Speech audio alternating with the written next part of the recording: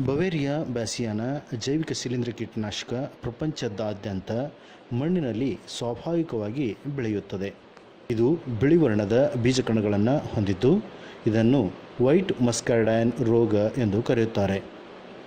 ಇದನ್ನು ಗೆದ್ದಲು, ಥ್ರಿಪ್ಸ್ ನುಸಿ, ಅಫಿಡ್ ಹೇನು, ದುಂಬಿಗಳು, ಬಿಳಿನೊಣ ಹಾಗೂ ಪತಂಗಗಳ ನಿರ್ವಹಣೆಗೆ ಬಳಸಲಾಗುತ್ತದೆ. ನಮಸ್ಕಾರ. ಇತ್ತೀಚಿನ ದಿನಗಳಲ್ಲಿ ಕೃಷಿಯಲ್ಲಿ ನಾವು ಕೀಟನಾಶಕಗಳ ಬಳಕೆ ಪರಿಣಾಮಗಳು ಆಗ್ತಾ ಇರೋದನ್ನು ಕಂಡು ಬರ್ತಾ ಇದೆ. ಸಾವಯವ ಕೃಷಿಯಲ್ಲಿ ನಾವು ಸಾಮಾನ್ಯವಾಗಿ ಜೈವಿಕ ಪದ್ಧತಿಗಳ ಮುಖಾಂತರ ಕೀಟಗಳನ್ನು ನಿರ್ವಹಣೆ ಮಾಡಬಹುದಾಗಿದೆ. ರಾಸಾಯನಿಕ ಕೀಟನಾಶಕಗಳಿಂದ ಬಹಳಷ್ಟು ನಮ್ಮ ಒಂದು ಪರಿಸರದ ಮೇಲೆ ದುಷ್ಪರಿಣಾಮಗಳು ಆಗ್ತಾ ಇದ್ದಾವೆ. ಈ ವಿಶ್ವವಿದ್ಯಾಲಯ ರಾಯಚೂರು ಜೈವಿಕ ನಿಯಂತ್ರಣ ವಿಭಾಗದಲ್ಲಿ ನಾವು ಒಟ್ಟು 4 ವಿಧವಾದ ಜೈವಿಕ ಶಿಲೀಂಧ್ರ ಕೀಟನಾಶಕಗಳನ್ನು ಉತ್ಪಾದನೆ ಮಾಡ್ತಾ ಇದ್ವಿ. ಮೆನಿಸೋಕ್ಲಿಯೆ, ಬೆವೇರಿಯಾ ಬ್ಯಾಸಿಯಾನ, ಲೆಕ್ಯಾನಿಸೆಮ್ ಲೆಕ್ಯಾನಿ ಮತ್ತು ನ್ಯೂಮೋರಿಯಾ ರಿಲಿ ಯಾವ ಥರ ಅದನ್ನು ದೊಡ್ಡ ಪ್ರಮಾಣದಲ್ಲಿ ಉತ್ಪಾದನೆ ಮಾಡ್ತಾ ಇದ್ವು ಅನ್ನೋದನ್ನು ಈ ಒಂದು ವಿಡಿಯೋ ಮುಖಾಂತರ ತಾವು ಗಮನಿಸಬಹುದಾಗಿದೆ. 3 ಕಿಲೋಗ್ರಾಂ ಆಲೂಗಡ್ಡೆಯನ್ನು ತೆಗೆದುಕೊಂಡು ಅದನ್ನು ಚೆನ್ನಾಗಿ ನೀರಿನಲ್ಲಿ ತೊಳೆದುಕೊಳ್ಳಿ. ಆಲೂಗಡ್ಡೆಯ ಮೇಲಿನ ಸಿಪ್ಪೆಯನ್ನು ಚಾಕುವಿನಿಂದ ತೆಗೆದು ಅದನ್ನು ಚೆನ್ನಾಗಿ ತುಂಡುಗಳನ್ನಾಗಿ ಮಾಡಿ ಆಲೂಗಡ್ಡೆಯ ತುಂಡುಗಳನ್ನು ಕುದಿಯಲು ಕುಕ್ಕರ್ನಲ್ಲಿ ಇಡಿ.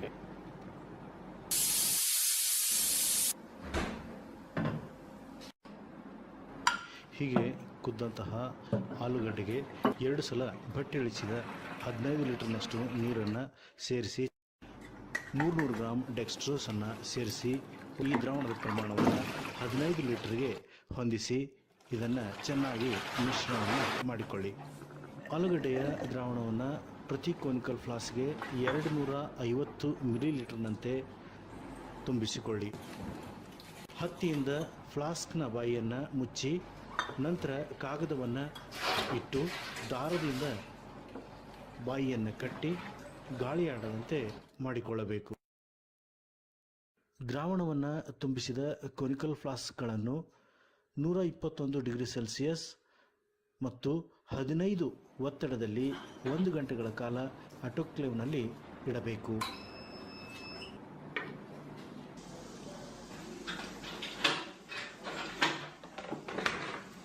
ಆಟೋಕ್ಲೇವ್ನಿಂದ ಹೊರತೆಗೆದಾಗ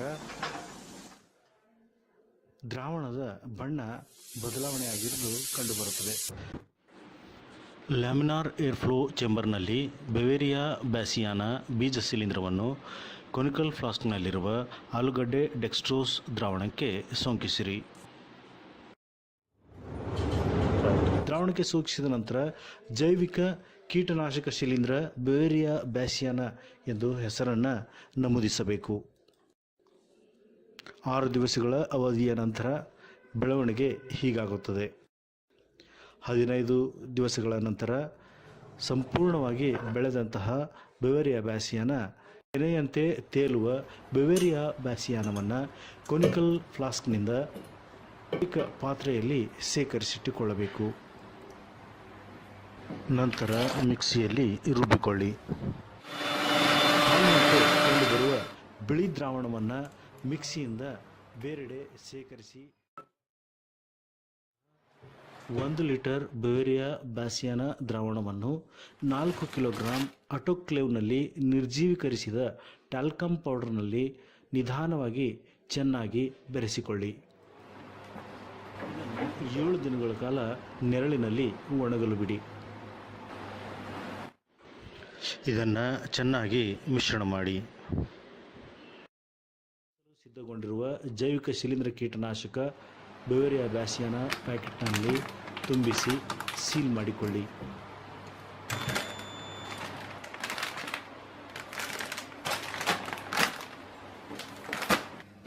ಈ ಉತ್ಪನ್ನದ ಗುಣಮಟ್ಟ ಕಾಪಾಡಲು ಪ್ಯಾಕೆಟ್ಗಳನ್ನು ರೈತರ ಕೈ ಸೇರುವ ತನಕ ಶೀತಲೀಕರಣ ಘಟಕದಲ್ಲಿದೆ.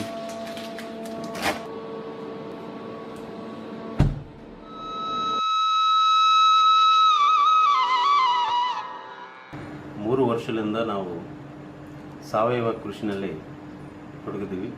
ಇದರಲ್ಲಿ ನಾವು ಭತ್ತ, ಕಬ್ಬು, ಜೋಳ, ಮೆಕ್ಕೆಜೋಳ ಈ 4 ಬೆಳೆಯನ್ನು ನಾವು ಮಾಡ್ತಾಯಿದ್ದೀವಿ. ಸೊ ಇಲ್ಲಿ ಬೆವೇರಿಯಾ ಬ್ಯಾಸಿಯಾನ, ಮೆಟ್ರೈಸಮು, ವರ್ಟಿಸಿಲಿಯಮು ನಾವು ಯೂಸ್ ಮಾಡ್ತಾಯಿದ್ವಿ. ಅದರಲ್ಲಿ ಬವೇರಿಯಾ ಬ್ಯಾಸಿಯಾನ ಏನಂದರೆ ಪೆಸ್ಟಿಸೈಡ್ ಯೂಸ್ ಮಾಡಲಾರ್ದ ಕೀಟನಾಶಕಗಳು ಹೆಂಗೆ ನಾವು ಕಂಟ್ರೋಲ್ ಮಾಡಬೇಕು ಜೈವಿಕ ಪದ್ಧತಿಯಲ್ಲಿ, ಆ ಥರ ನಾವು ಫಸ್ಟ್ ಬೆಳೆಲಿಂದ ಸ್ಟಾರ್ಟ್ ಮಾಡಿದಾಗ ಒಂದು ಬೆಳೆಗೆ 5-6 ಟೈಮ್ಸ್ ಕೊಡ್ತೀವಿ ನಾವು ಅರ್ಲಿ ಸ್ಟೇಜಲ್ಲಿ. ಎಕ್ಸ್ ಸ್ಟೇಜಲ್ಲಿ ನಾವು ಮಾಡ್ಕೊಂಡ್ರೆ ಒಳ್ಳೆ ಕಂಟ್ರೋಲ್ನಲ್ಲಿ ಇದ್ದೇವೆ. ಪೆಸ್ಟಿಸೈಡ್ಸ್ಗಂತೂ ಚೆನ್ನಾಗಿ ಕೆಲಸ ಮಾಡ್ತಾಯಿದೆ ಅಂತ ನಮ್ಮ ಅಭಿಪ್ರಾಯ.